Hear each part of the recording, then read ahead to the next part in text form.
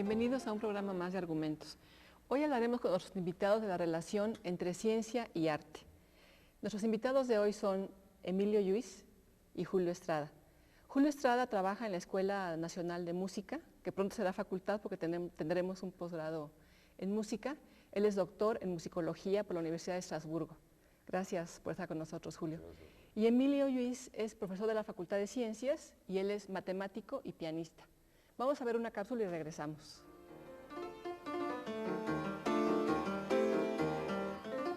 A los artistas siempre les han seducido las ideas y los descubrimientos científicos. Tanto Dante como Milton utilizaron los conocimientos contemporáneos de astronomía.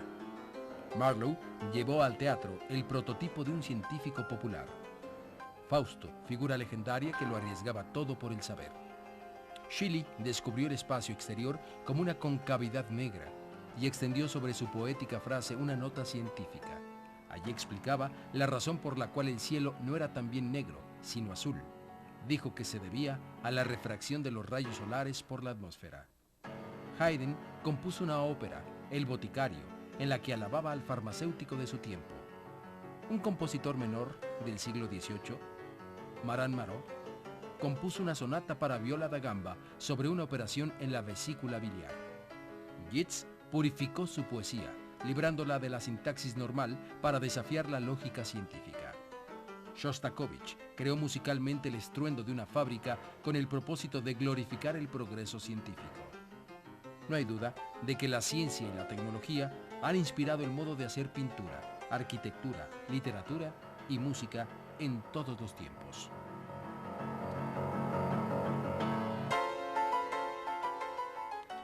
Las definiciones siempre son difíciles, complicadas y a veces hasta inútiles. Pero, ¿cómo diferenciarán ustedes entre ciencia y arte? Tú, Emilio, ¿qué nos podrías decir de las diferencias entre ciencia y arte? Bueno, yo me centraría en una parte de la ciencia que es la matemática. La matemática tiene una doble cualidad, a la vez que es ciencia, antes que nada es una bella arte. Es una bella arte, la más pura de ellas, que tiene el don de ser la más precisa y la precisión de las ciencias. La relación que podría establecer entre la matemática y la música, por ejemplo, como una de las artes en particular, es que ambas son bellas artes. Esto es una cosa muy difícil de entender para la mayoría de la gente. Generalmente cuando no conoce la matemática, piensa que no puede haber un placer estético, piensa que no hay belleza, que no hay sensibilidad por parte del que la lee o la transmite, y es un error en general de las personas, o ignorancia. Entonces, lo que puedo decir que hay en las dos disciplinas es que ambas tienen las mismas definiciones o cualidades que tiene la música. La matemática, hay belleza, y se puede experimentar, si se desea, un placer estético. Bien, y tú, Julio, ¿qué nos podrías decir de la relación entre arte y ciencia? Yo no pienso que las matemáticas sean un arte en la medida en la que lo expresa Emilio, porque para hacer arte se necesita pasar por la percepción, es decir, el arte es esencialmente una vivencia perceptiva a través de los sentidos. Y en las matemáticas la vivencia es a través de razonamientos, a través de conocimientos. La música, es cierto, tiene elementos artísticos que son importantes, digo, elementos científicos, sí, matemáticos o científicos o físico-acústicos, por ejemplo, que son importantes, pero estos no son la base, absolutamente no son la base. Es decir, son una herramienta muy útil para proveer al artista los medios más elementales, más básicos, para poder expresar o para poder crear cimientos claros de aquello que está percibiendo interiormente.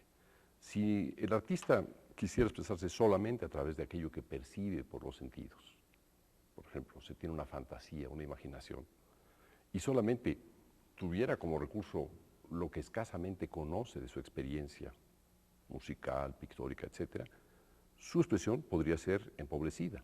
De ahí que, por ejemplo, la ciencia puede aportarle conocimientos que le permitan mejor traducir o convertir esa experiencia interior en una manifestación, por ejemplo, escrita, pictórica, etcétera. Escrita me refiero a la música, por medio de símbolos.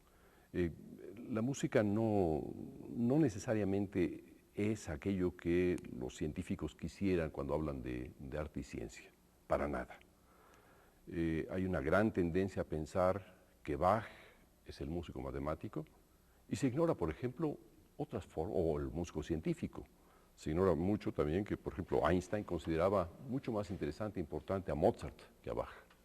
¿Por qué? Porque decía que la música de Mozart se comportaba de la misma forma que el universo. Entonces, ¿de qué manera queremos juzgar al arte como ciencia o como una extensión de la ciencia? Generalmente a través de las matemáticas. Y me parece una visión limitada. Hay dos tipos de músicos, los de orientación matemática y los de orientación físico-acústica. Es que la diferencia, por ejemplo, entre Bach y Vivaldi, o entre Bach y Mozart. Bach pasa a través de operaciones lógicas, del álgebra, de la combinatoria, y Mozart pasa a través de la representación de estados físicos de la materia, lo cual no deja de ser ciencia. No se percibe exteriormente tanto como la ciencia, pero no deja de tener una fuerte influencia de ciencia. Bien, y bueno, en la historia del arte y de la ciencia, ¿cuál ha sido la influencia que han tenido una sobre la otra, la ciencia sobre el arte o el arte sobre la ciencia, Emilio? Bueno, muy recientemente se han hecho trabajos donde el arte tiene influencia en la matemática. Por ejemplo, al modelar el fenómeno musical con matemática, estas estructuras que se han creado para hacerlo permiten, como en la física, por ejemplo, realizar matemática nueva con estos nuevos objetos matemáticos que se han utilizado para modelar el fenómeno musical. Entonces ahí hay una clara influencia del arte en la matemática. ¿Sí? El otro es muy inmediato. Basta mencionar la ciencia en el arte, es muy inmediato, digo, está desde lo que dice Julio de Bach, que le dicen el compositor matemático, o de Bartók mismo, que utilizó un modelo un algoritmo para componer música utilizando los números de Fibonacci, y no nada más en los números de compases, sino en la formación de acordes, en trazar ejes perpendiculares en el círculo de tonalidades vecinas y tener, bueno, son ya más detalles, pero vamos, sí se ha utilizado cosas de la matemática elemental en la creación de música. Sí. ¿Y tú qué nos podrás decir, Julio, de esta influencia? Sería muy bueno que las artes influyeran un poco más a los científicos, demasiado aislados del mundo social, y por otra parte muy poco entendedores del hecho artístico. Basta con preguntar los gustos artísticos a la mayor parte de los científicos para saber que son todos ellos muy tradicionalistas y muy conservadores. Esa sería una buena influencia del arte, al menos del arte contemporáneo, hacerles pensar en nuevas dimensiones, en nuevas puertas que ha abierto el arte. ¿De qué manera el arte podría aportar a la ciencia?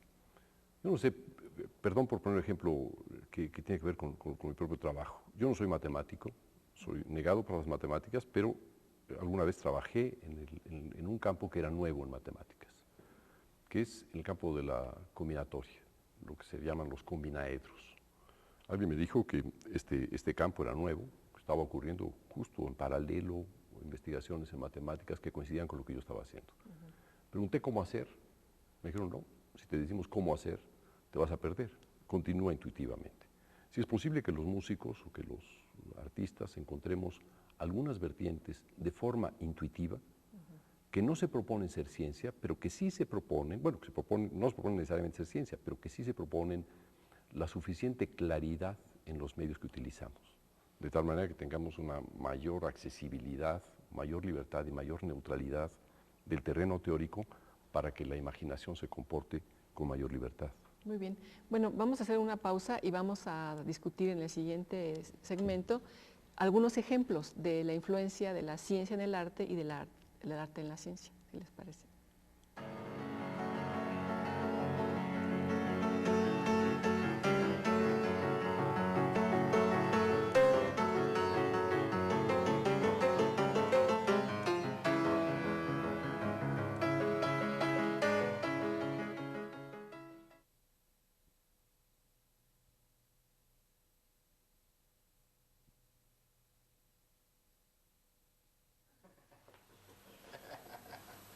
Julio Estrada es doctor en musicología por la Universidad de Estrasburgo, Francia. Es profesor de la Escuela Nacional de Música y titular del Laboratorio de Creación Musical.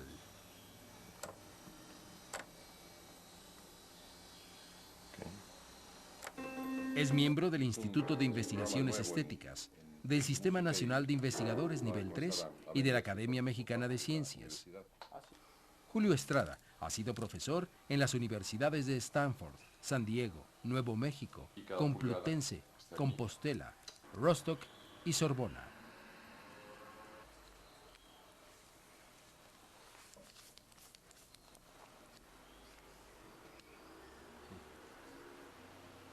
En el Centre de Mathématiques et d'Automatique Musicales París, dirigió en 2001 las investigaciones en sustitución de Yanis Xenakis. Músico matemático. Explícanos un poco. Bueno, habría que considerar esos dos tipos de músicos que mencionaba, ¿no? Bach, como muchos otros, como podría ocurrir con Xenakis o con muchos otros músicos, o con Conlon Nancarrow, por cierto, compositor que pasó la mitad de su vida aquí en México. Son músicos matemáticos en la medida en la que operan con el lenguaje de la ciencia, con el lenguaje abstracto de la ciencia, y lo trasladan al campo de la música. Imaginemos, por ejemplo, el universo de Bach.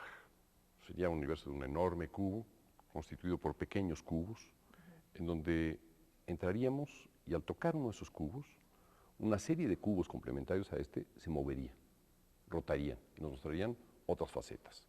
Sería la combinatoria entre ese cubo y otros cubos más.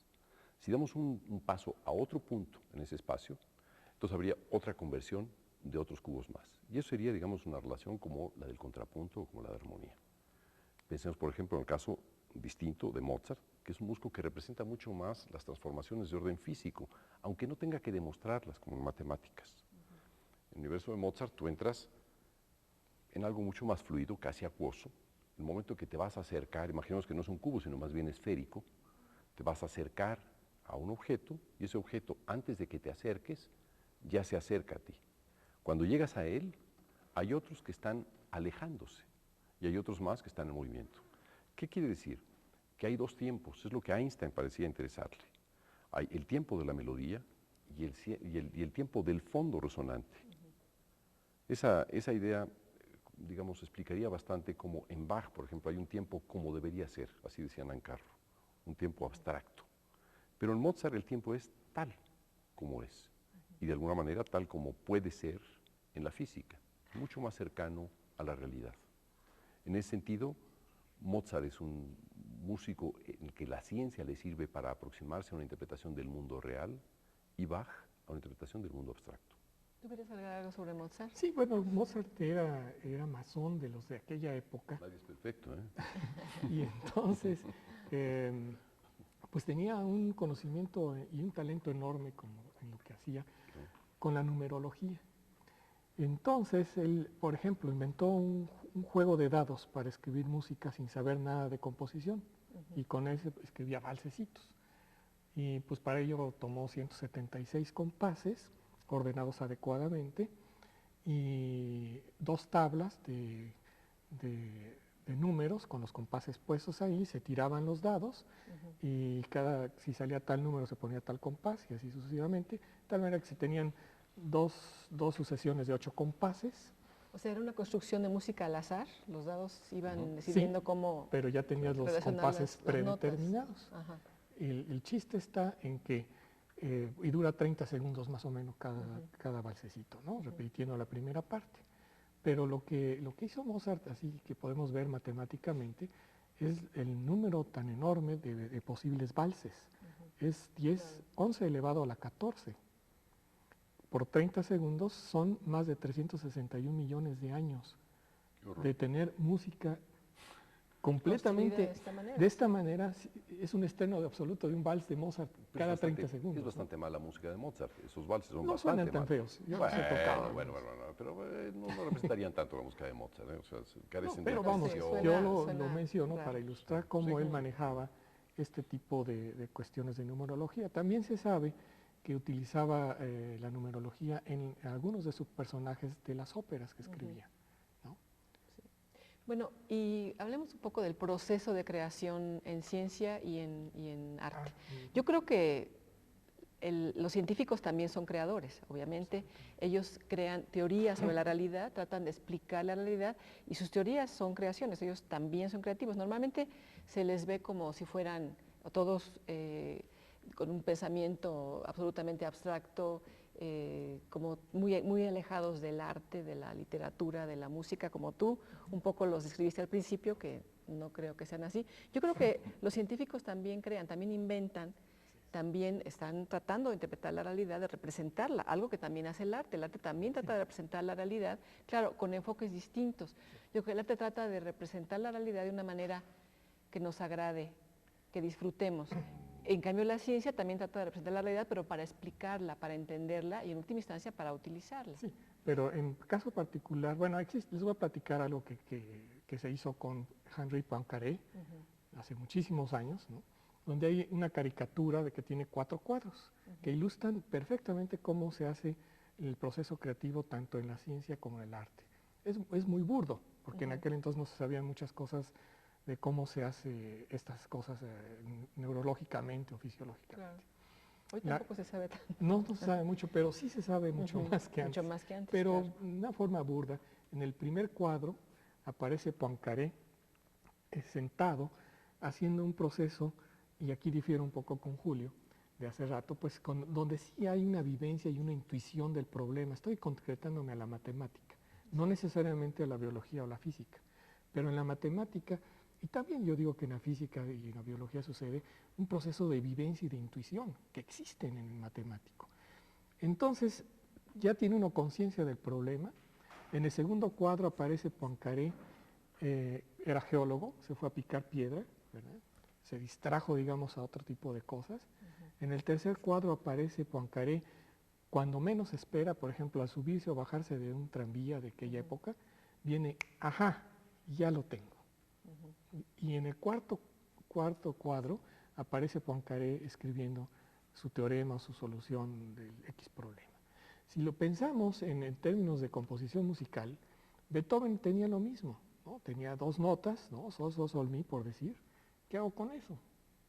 Bueno, se iba a caminar por los bosques de Viena con las manos atrás y todos esos cuentos de anécdotas que vienen, ¿verdad? Y cuando menos se lo espera, pues, ya.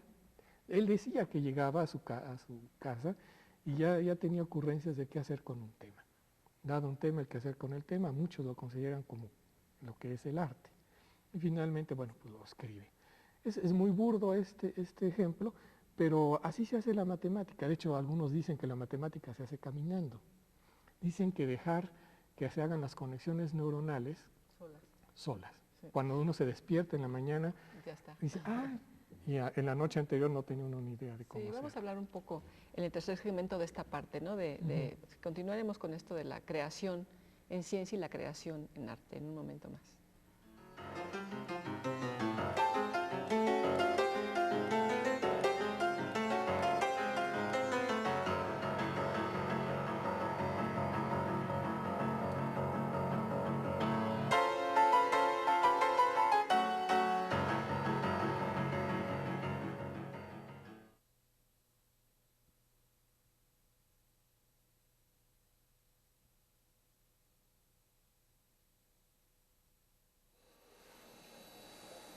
Emilio Lluís, en 1980, se doctoró en matemática en Canadá. Es catedrático de la UNAM en sus divisiones de estudios profesionales y de posgrado desde hace 25 años.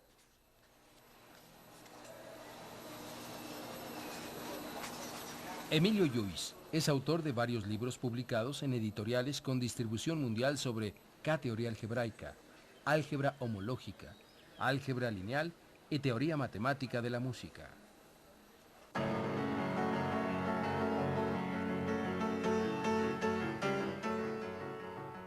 En los años 80, presentó el ciclo completo de las 32 sonatas para piano de Beethoven.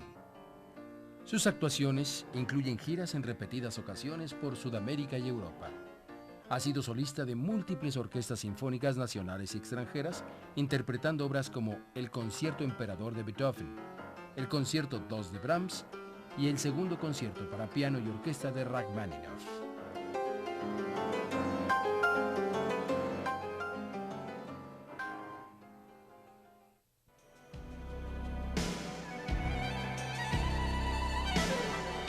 Bueno, estabas diciéndonos, Emilio, cómo Poincaré construyó este teorema, imaginándolo primero y después expresándolo en fórmulas matemáticas.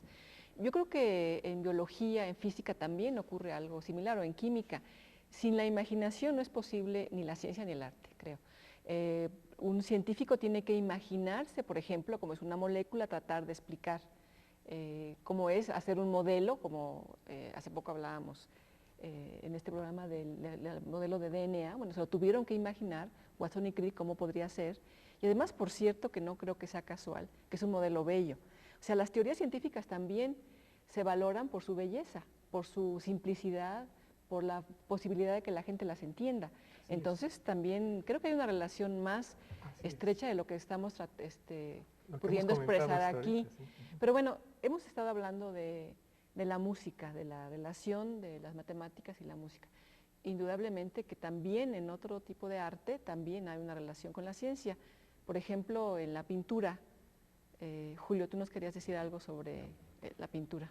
Ya, bueno, unas formas de observar la relación entre arte y ciencia, y no solamente entre arte y ciencia, sino también con lo social, es decir, por parte del arte, sería su capacidad de ofrecer una suma de lo que es el hombre en su momento.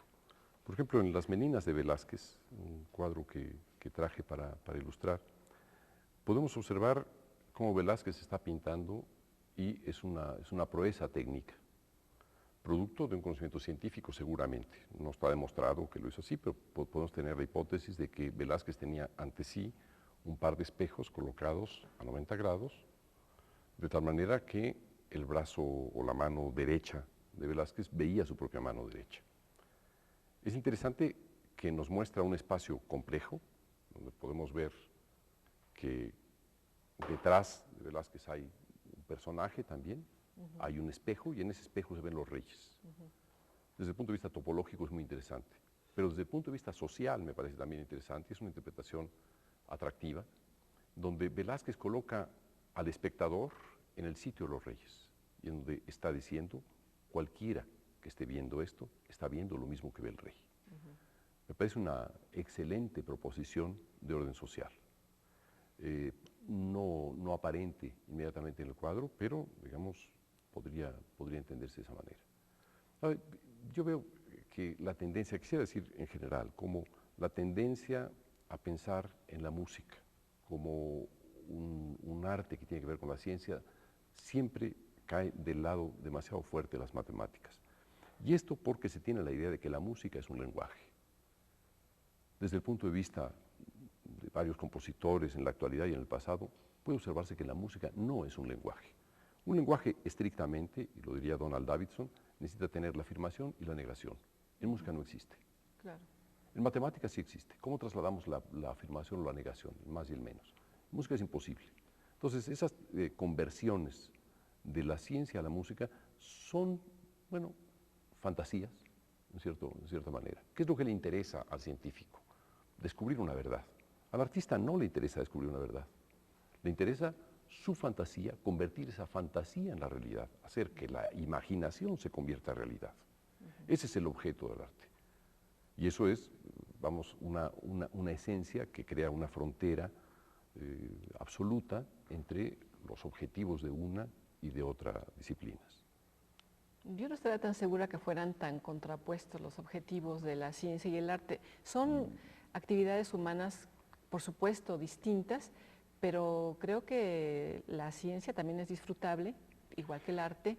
Entender una teoría científica, lograr entender matemáticas, que es algo tan complicado, sobre todo para los niños, y creo que eso tiene que ver con la propia capacidad de enseñar de los matemáticos. Creo que a veces les cuesta trabajo transmitir su conocimiento y a veces esto hace que los niños rechacen el aprendizaje de las matemáticas. Pero muchos niños expresan esto.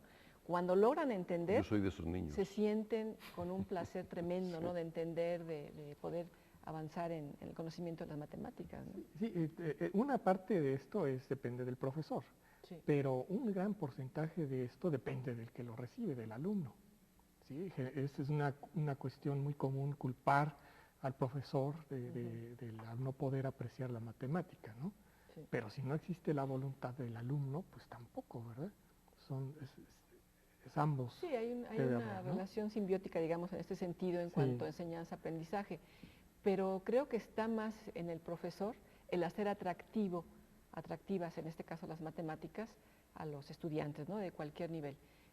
Y claro, pues, si el receptor no hay forma, como tú decías, yo soy totalmente discapacitado para las matemáticas, bueno, pues sí, a lo mejor hay un límite en la intención del maestro, pero yo sí creo que los maestros podemos motivar a los Pero es alumnos. cuestionable eso, porque vamos, un profesor que haga malabarismo en el pizarrón, ¿verdad? Pues no tiene necesidad para que el alumno pueda aprenderlo, ¿no? El alumno debe tener precisamente una vocación para aprender, sino que se dedique a otra cosa, ¿no? Yo creo que es una característica de los humanos, Sí. el interés por aprender, el Sí. aprendizaje como placer. Y yo creo que ahí tenemos que buscar más las formas de enseñar. Igual para enseñar música. Julio, tú que te dedicas a la enseñanza también de la música. Yo observo mucho la insistencia en pensar en esta idea de música y matemáticas más que en otra cosa. Pongamos un caso. Tengo alumnos que quieren, por ejemplo, representar un árbol. Son músicos. Me parece mucho más atractivo para ellos el representar eso que el utilizar una serie de ecuaciones matemáticas o una aplicación del lenguaje matemático para expresar su música. Claro. En ese caso, la biología nos puede aportar conocimientos que son complejos, que tienen una estructura cuya, digamos, intrincada, que nos permite entender, no sé, la fotosíntesis, la absorción del agua, etcétera, todo el fluido que puede haber al interior del árbol. Ese es un elemento que en la fantasía de un músico va a funcionar de una manera distinta, pero va a funcionar como un paralelo que podemos poner permanentemente.